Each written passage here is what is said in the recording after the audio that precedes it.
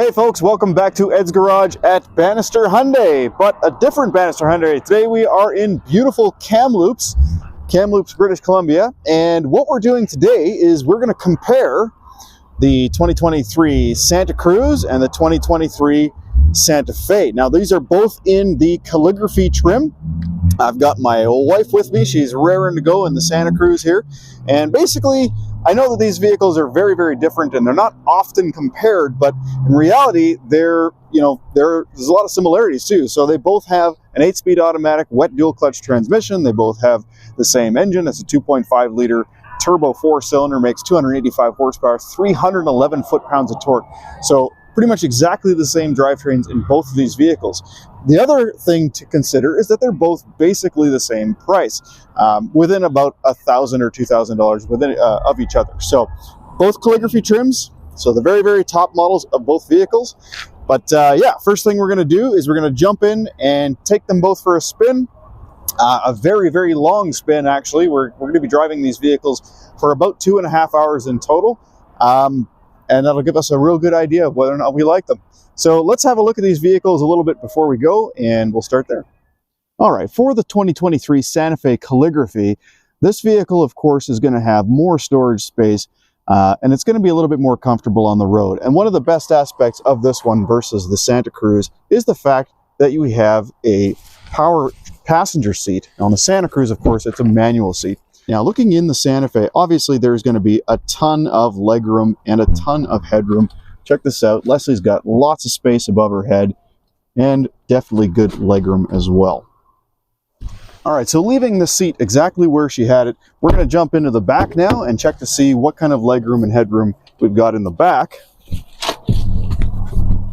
All right, so she had tons of space in front of her, but still I've got space behind the seat here for my knees.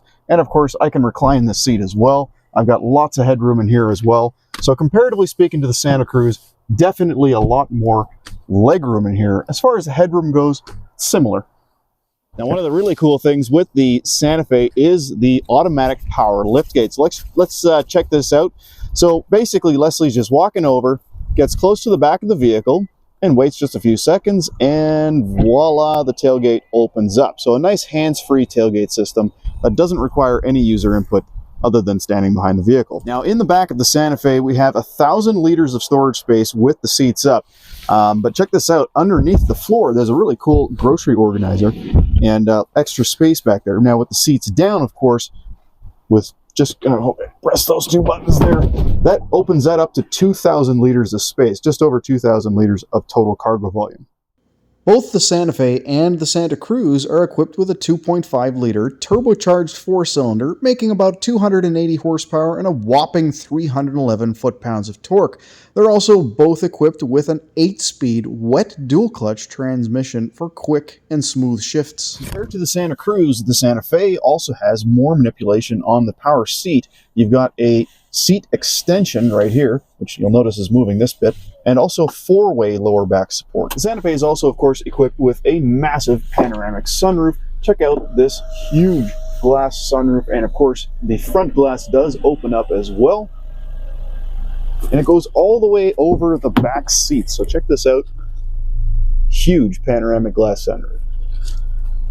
Both of these vehicles are also equipped with Hyundai's awesome H-Track all-wheel drive system, using over 50 sensors to determine what the best course of action is to apply power to the front and rear wheels. So driving the 2023 Santa Fe calligraphy is a pretty pleasurable experience, actually. It's got a lot of power, like the Santa Cruz. A couple things to note with the Santa Fe over the Santa Cruz is that the seating position is a bit more comfortable with the Santa Fe. However, one thing I am noticing on this drive, we've been driving for about an hour now, and my shoulders are actually getting a bit sore because I tend to put my elbows on the armrests, and the armrests in this vehicle are very wide apart, like they're very far apart. The other thing I've noticed is that the head-up display, while it is a fantastic function, doesn't actually work all that great with polarized sunglasses. I can still see it, but not very bright. The actual seat itself, very, very comfortable.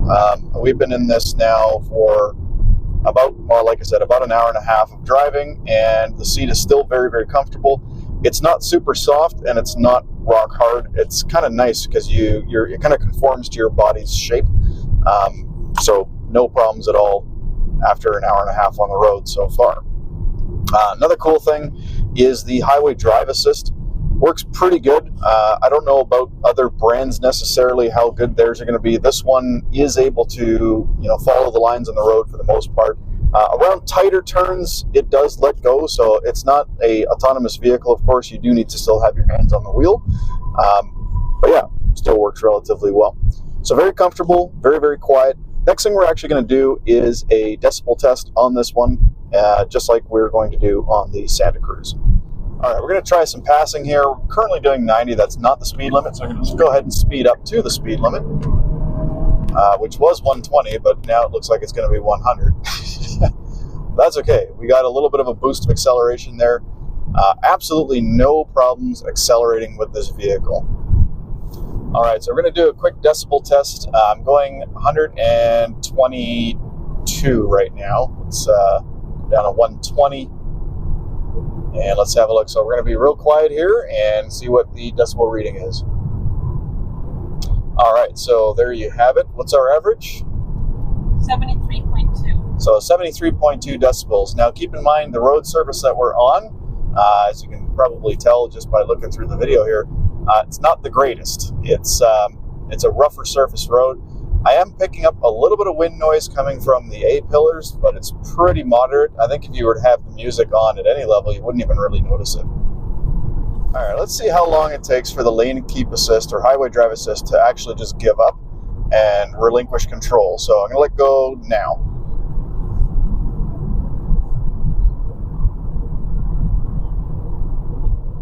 And we do have some corners coming up here, so I'm probably going to have to get my hands back on the wheel.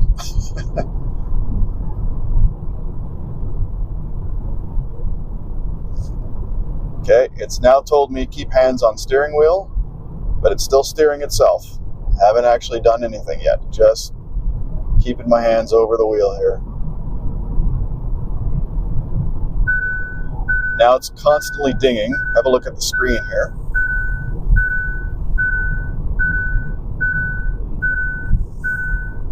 See if it'll still go around this corner.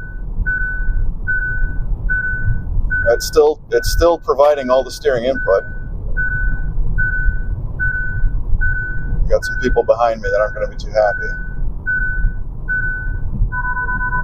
Nope, it just disabled there, so. All right, so that was about a minute. I'd like to try that again now that the road's a little more clear. So we're going to go ahead and enable it, and I'll jiggle the steering wheel. All right, we're going to start there. So the lines on the road are quite clear here. I don't have a bunch of traffic around me now, so it's a little easier to do. So now, if it were me, I would have designed it in such a way that it would continue to function, but just get more annoying as time goes. But as you can see, now, oh, it actually is still functioning. All right, so a bit of an interesting development. I decided to test it out a little bit longer in a little bit safer area. And what it's doing now is it's actually pinballing off of the white lines. So earlier I didn't dare let it try it on its own because there was a rather sharp corner. But I haven't touched it now for a couple of minutes. And as you can see, it's still piloting the vehicle in between the lanes. So it's actually doing exactly what I was hoping it would do. It's still annoying, but it's still piloting the vehicle. I look like a drunk person driving down the road right now, but this is really interesting. So it's letting the vehicle basically bounce off the white line, and it's still correcting it every single time. It's been going for, I don't know, what would you say, Leslie? Maybe 3 or 4 minutes at least? Yeah. This is amazing. Okay, this is a really cool piece of information. So if you are in medical distress, the vehicle will continue to pilot itself to some degree. We're going to bounce right off the right-hand side now. Yeah. Well, that's good to know. What it should do, though, is it should definitely slow down. I think it would make sense if the car kind of had this assumption that you were in medical distress. It should slow down, put the hazards on, and maybe, you know, call emergency services or something. I mean, all of that functionality is within the vehicle's capability with all the technology that these vehicles have in them. All right, so for the 2023 Santa Cruz, obviously things are going to be a little bit different as far as the interior and the exterior. So let's have a quick look around at the 23 Santa Cruz. So obviously this vehicle, it's a little different. It's got a box back here. It doesn't have a tailgate. It's not power. It does have the soft open, which is nice. So that's cool. Dampened tailgate. But let's check out the legroom and headroom in there. Leslie, go ahead and jump in. Let's see what that seat looks like in comparison to the Santa Fe.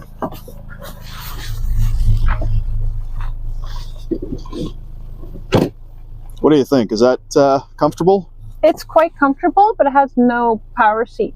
Yeah, so unfortunately, that's one of the things that's lacking in the Santa Cruz. So it does have forward and back movement. It has the backrest movement, but none of its power. And that's where you would normally put it? No, but right there. All right, so I'm going to jump in the back now, and we'll see what the difference is. All right, so jumping in the back of the Santa Cruz. Huh. Actually, that's not terrible. That's better than I expected it to be compared to the Santa Fe. Would you say that you had the seat in the Santa Fe further back? Yes. Okay, that would probably explain that. Now, the seat back itself is definitely more straight up. I've got tons of headroom, though, so lots of headroom here. My feet do fit underneath the seats. The seats themselves, I mean, it's not as soft and plush as the Santa Fe, and it's also definitely not as wide. Also, I don't have a center armrest like I do in the Santa Fe. I do have cup holders, but they're in the door, so that's kind of annoying. As far as other amenities go, nice solid seat back, just like the Santa Fe. Seat back pockets on both sides on this one. I do have USB ports and vents and grab handles in all four corners. So as far as the comfort back here, it's not terrible, but it's definitely not as good as the Santa Fe. Not as plush, not as luxurious, and no sunscreen on this one. All right, so we're going to test out the highway drive assist now in the Santa Cruz. So let's see how it does. I'm going to give the steering wheel a bit of a jiggle here, and I'm going to let it take over completely on its own. So it's now driving on its own. Let's see how long this lasts now. We got a pretty good couple corners coming up. Let's see how it does.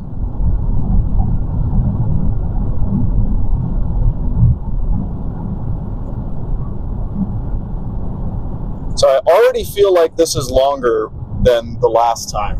I'm pretty sure, yeah, the Santa Fe definitely gave up long before this, and we're still going. Okay, we got a pretty good corner coming up here. Let's see how it does. Yeah, it's handling this no problem. It seems to be a little bit more on center as well, which is interesting. Like the steering wheel seems to be correcting a lot more. It's still going. Oh, there we go. So we just got the warning saying keep hands on the steering wheel, but it is still steering.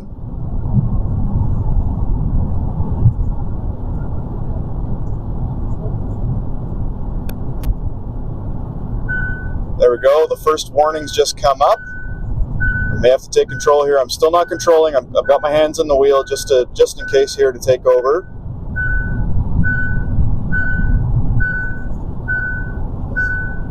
It's still holding on.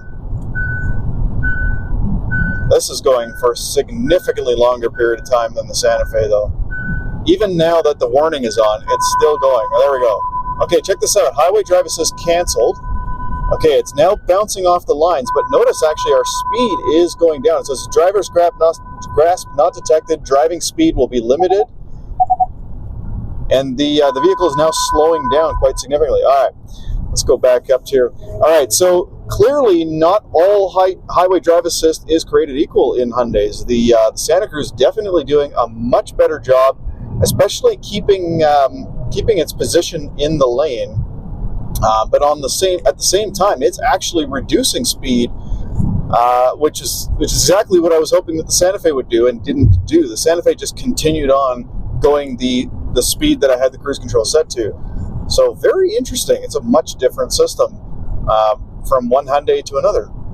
Crazy. All right, so driving the Santa Cruz. So the first thing I notice is it's definitely louder in here, and I think that's going to be evident on the decibel test when we do it, but we're waiting to get back to the same sort of area, so we have the same type of road surface. As far as like bumps on the road and stuff and how smooth the drive is, I wouldn't say it's that different. It feels very similar to me. This definitely feels tighter. I've got a smaller steering wheel on the Santa Cruz. Feels like a little bit more of a sporty kind of drive. The armrests aren't quite as far apart. And one thing I'm noticing right off the bat is that the left armrest feels more comfortable than it did in the Santa Fe. Now, things that I prefer on the Santa Fe, well, I'm missing the head-up display on this one completely. And that's honestly pretty much it. I think I'm well, that and of course the sunroof is not here, but like the big panoramic sunroof. There's no hard buttons on this vehicle, so everything down here is all touch sensitive. The hard buttons, there is, but they're down here. So all the climate control, media controls, that's all touch sensitive. But the thing is, like, these actually do work just fine. Like, we're not really having an issue with these. Once you set your climate control, you really don't need to play with that anymore anyway. I also am noticing something kind of interesting. My feet are not freezing cold in this vehicle. So for whatever reason, in the Santa Fe, for that 2.5 hour long drive, my feet were cold the entire time. In this vehicle, they're not. They are still warm and they're not getting cold. I don't know what's going on, what the difference is. Something to do with the climate control, clearly. But yeah, definitely better. As far as like visibility around, I would say that they're very, very similar. This definitely has better rearward visibility. So if I look in the rear view mirror, I can see out of the rear view mirror better. I don't think you can see that with the camera, but don't worry about it. With the Santa Fe, you can see a lot of the back of the vehicle. In this vehicle, you just see, right out the rear window. That's just because the rear window is so close. So, to sum it up, this is a little sportier of a drive, even though it's not any rougher on the road. Better visibility, warmer on my feet. No head-up display. All right, so we are now driving roughly in the same area as we were when we did the noise test or the decibel level test on the Santa Fe. So now in the Santa Cruz. So I'm going to shut up for a moment and we're going to have a look at the decibel meter and see what it says.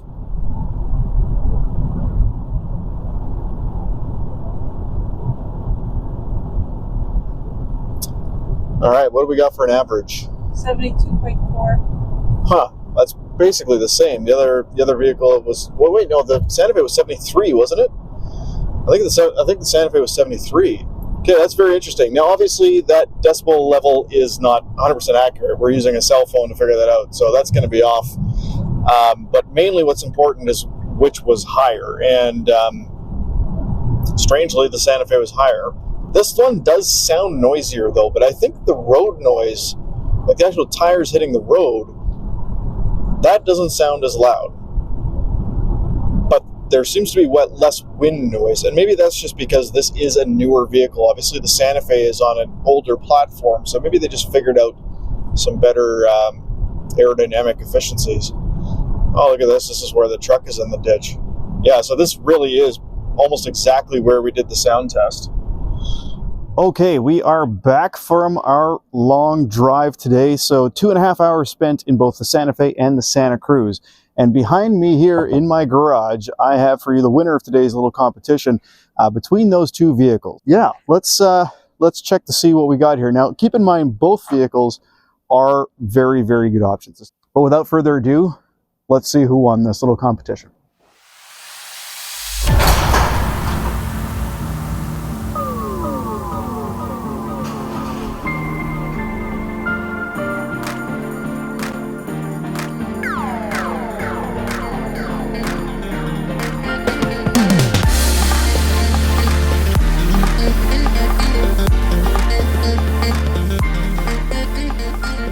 All right, well, there you have it. Our choice for the best out of these two vehicles is the Santa Cruz. With its handling, its acceleration, its drive characteristics, honestly, its comfort, we were quite surprised actually. After that long 2.5-hour drive, I had numb butt in the Santa Fe, but after a 2.5-hour drive in the Santa Cruz, I didn't. That is a more comfortable seat. It's kind of weird, but that's how it turned out. Anyway, guys, if you enjoyed this video, don't forget to hit like and subscribe. If you have a differing opinion, love to hear it. Don't forget to comment below. Thank you so much for watching. Until next time, have a great day.